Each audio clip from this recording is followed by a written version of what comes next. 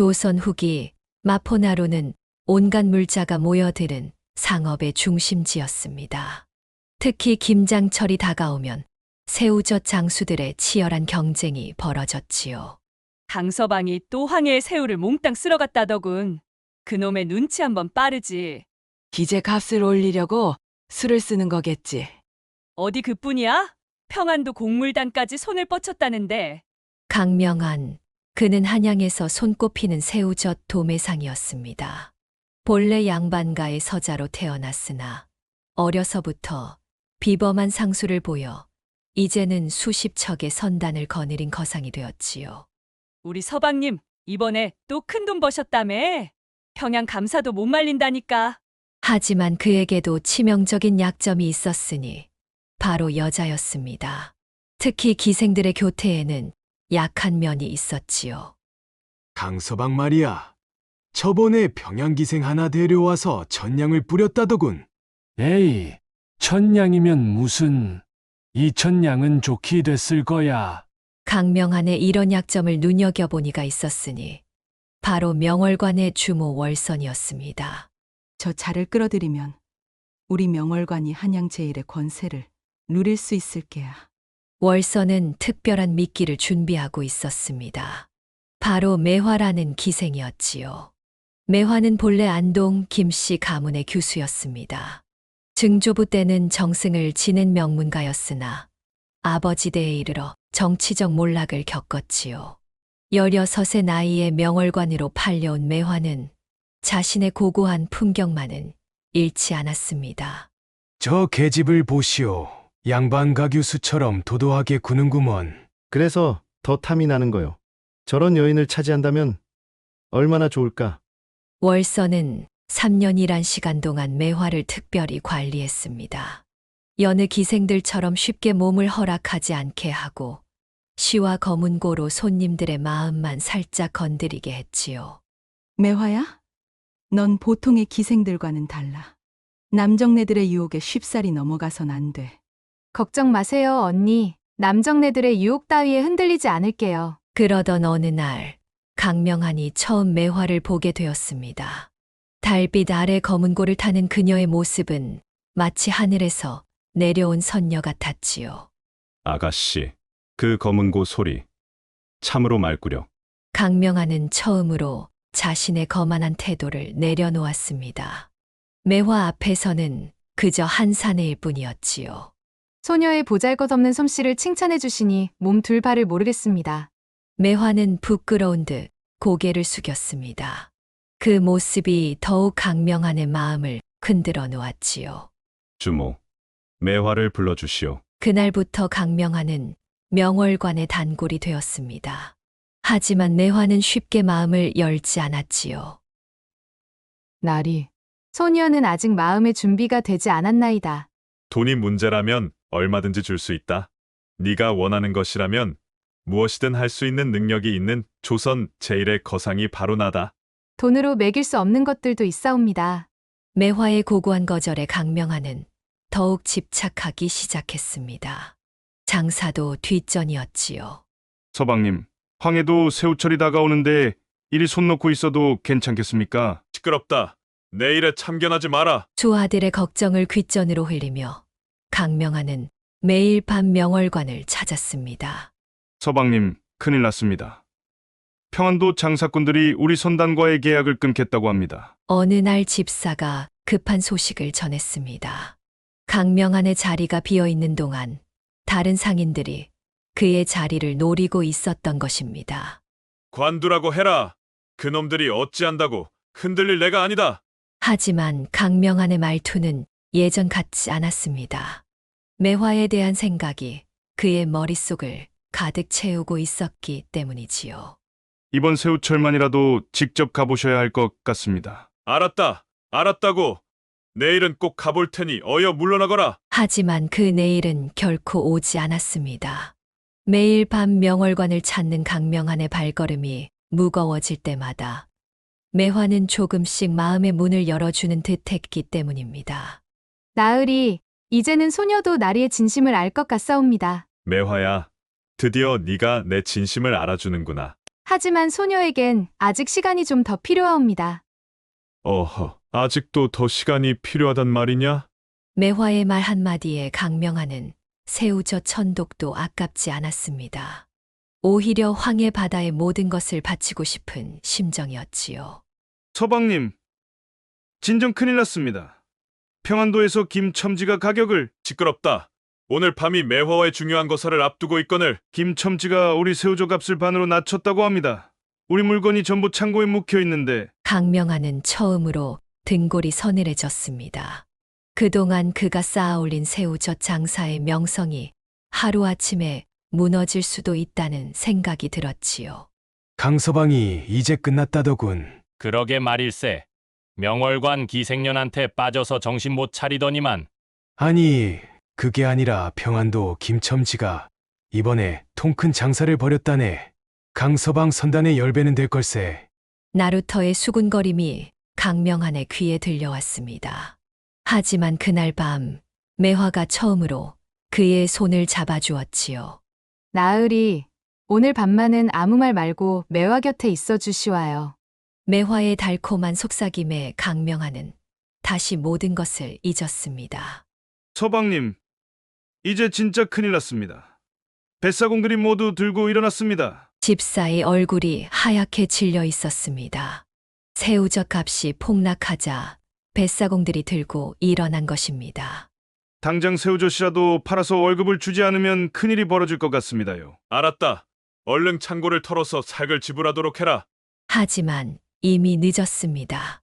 김첨지의 수아들이 장악한 시장에서 강명한의 새우젓은 반값도 받지 못했지요. 이러다가는 정말 거지꼴이 되겠구나. 강명한은 처음으로 두려움을 느꼈습니다. 하지만 그때 매화가 찾아왔지요. 서방님, 매화가 서방님이 걱정되어 이렇게 찾아왔나이다. 매화야, 나한테는 너밖에 없구나. 어찌 이리 고운 마음씨를 지녔단 말이냐? 이제 소녀도 서방님의 마음을 받아들이고 싶사옵니다. 그동안 제게 보여주셨던 진심이 저를 감동시켰답니다. 매화의 말에 강명한은 다시 이성을 잃었습니다. 남은 돈을 모두 털어 명월관의 별채를 얻었고 매화와 함께 살림을 차렸지요. 아이고, 강서방이 완전히 미쳤나 봅니다. 새우젓 장사는 접고 기생첩을 얻어 살림을 차렸다지. 그래도 명색이 한양 제일의 거상이었는데 안타깝구먼. 사람들의 수군거림은 별채의 사랑방까지 들려왔지만 강명한은 개의치 않았습니다. 매화가 끓여주는 전복죽 한 그릇이면 모든 게 행복했으니까요. 서방님, 이제 장사는 어찌하시려고 하시나요? 장사라니. 그게 뭐냐? 나는 너만 있으면 된다. 매화는 한숨을 쉬는 듯 했지만 이내 곁에 어린 미소를 지었습니다. 하지만 달콤한 시간도 잠시 매화에게는 이상한 점이 있었습니다. 점심때만 되면 자리를 비우고 어디론가 사라지는 것이었죠. 매일 점심때면 어디를 가는 게요? 늙으신 어머님이 편찮으셔서 하루라도 들리지 않으면 마음이 편치 않습니다. 아니 그런 일이 있었단 말이오? 왜 진작 말하지 않았소? 내 함께 가서 인사라도 드려야겠구려. 너무 감사한 말씀이오나 당분간은 저 혼자 다녀오도록 해주세요. 때가 되면 함께 찾아뵙고 어머님께 서방님을 소개해 드릴게요. 빨리 그날이 왔으면 좋겠습니다. 어머님도 서방님을 보시면 정말 기뻐하실 것 같아요. 강명한은 그녀의 효심마저 사랑스러웠습니다. 하지만 얼마 지나지 않아 거리에서 그를 알아보는 사람들의 시선이 달라졌지요. 저기 가는 게 그 유명한 강명한 아니여. 쯔쯔. 기생한테 빠져 거지꼴이 되었다지. 어느 날 월선이 강명한을 찾아왔습니다. 서방님, 이제 더 이상은 사정을 봐드릴 수가 없네요. 별채를 빼주셔야겠습니다. 더 이상 별채 비용을 감당할 수 없다는 것이었지요. 돈이 문제라면 기다려보시오. 내 천하의 강명하니오. 그깟 몇 푼 때문에 이런 말을 듣다니. 강명한은 주머니를 뒤졌지만 남은 것이라곤 몇 푼의 잔돈뿐이었습니다. 그제야 그는 자신의 처지를 깨달았지요. 한때 수십 척의 선단을 거느리던 거상이 이제는 기생의 별채에서조차 쫓겨날 신세가 된 것입니다. 매화를 불러주시오. 매화라면 이렇게 내가 쫓겨나는 것을 바라만 보고 있지는 않을게요. 매화는 지금 여기 없습니다. 별채에 관한 얘기는 매화와도 이미 이야기가 끝났답니다. 그럴 리 없소. 내 매화를 직접 보고 이야기를 나누어 봐야겠소. 저리 비키시오. 하지만 매화는 이미 자리에 없었습니다. 그녀의 방에는 벼루와 화장 도구만이 덩그러니 남아 있었지요. 매화야, 도대체 어디로 사라졌단 말이냐? 내 꼭 너를 직접 보고 이야기를 나누어야겠구나. 미칠 것 같은 심정으로 매화를 찾아 나섰습니다.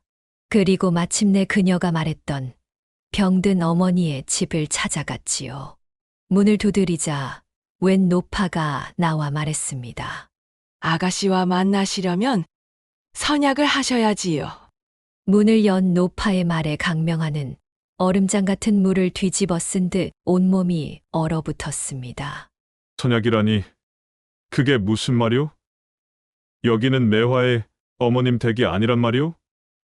분명 병든 어머님이 누워 계신다 들었소만. 무슨 말씀을 하시는지 도통 모르겠구려. 여긴 매화 아가씨의 별채라오. 오늘은 이미 다른 나리께서 계시니 다시 약조를 하시고 오시지요. 그때였습니다.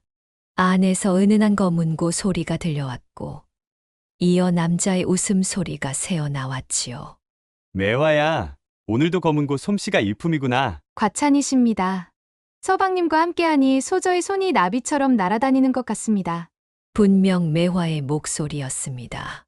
그것도 강명한에게 들려주던 것과 똑같은 교태 섞인 음성이었지요. 푸아하하, 그랬구나. 그랬어. 그런 거였구나. 강명한은 미친 듯이 웃기 시작했습니다. 자신이 얼마나 어리석었는지 이제야 깨달은 것입니다. 모든 게 거짓이었구나. 허허허. 천하의 강명하니 한낱 계집에게 넘어가 이 꼴이 되다니. 강명한은 비틀거리며 걸었습니다. 달빛이 그의 처량한 모습을 비추었지요. 양반 가문의 몰락한 규수라. 허허허. 매일 울던 그 눈물도, 첫날 밤의 그 수줍음도 모두 거짓이었구나. 강명하나, 이 어리석은 놈아, 한양 최고의 거상이라 자부하던 내 놈 꼴을 좀 보거라. 그는 마포나루를 찾았습니다. 한때 그의 선단이 즐비하게 늘어섰던 그곳에는 이제 김첨지의 배들만이 가득했지요.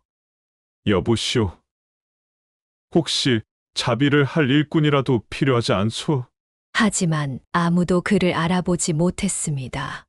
아니, 알아도 모른 채 했지요. 며칠 뒤 명월관에서는 여전히 매화의 검은고 소리가 울렸습니다. 언니, 강명한이란 자가 어찌 되었다던가요? 글쎄다. 전라도 어디로 내려갔다는 소문은 들었다만. 매화는 씁쓸히 웃었습니다. 그녀의 눈가에 맺힌 눈물이 달빛에 반짝였지요. 그 눈물이 진짜였는지 거짓이었는지는 아무도 알 수 없었답니다. 사람들은 이렇게들 말했답니다. 장사꾼이 제 욕심을 못 이기면 절이 된다니까. 그래도 한때는 마포나루 제1의 거상이었는데 기생의 눈물을 믿은 게 잘못이지. 그 눈물 속에 전 재산이 녹아내릴 줄은 꿈에도 몰랐겠지. 세월이 흘러 명월관의 월서는 더욱 부자가 되었고 매화는 한양 제1의 명기로 이름을 날렸다 합니다. 이제는 양반들도 매화를 보려면 한 달 전에 선약을 해야 한다지. 그려. 덕분에 명월관이 한양 제1의 기방이 되었다네. 매화는 달밤이면 가끔 마포나루를 내려다보며 검은 고를 켰다고 합니다. 그 소리를 들은 뱃사공들은 이렇게 말했지요. 저 소리가 들리면 장사가 잘 된다는데. 그 소리에 넋도 타가는 강명한처럼 될라. 그래서 지금도 마포나루에서는 이런 말이 전해진다고 합니다. 장사꾼은 시세만 보지 말고 여자의 마음도 읽을 줄 알아야 하느니라. 기생의 눈물을 믿지 말라. 그 눈물 한 방울에 너희 전 재산이 스며들 것이니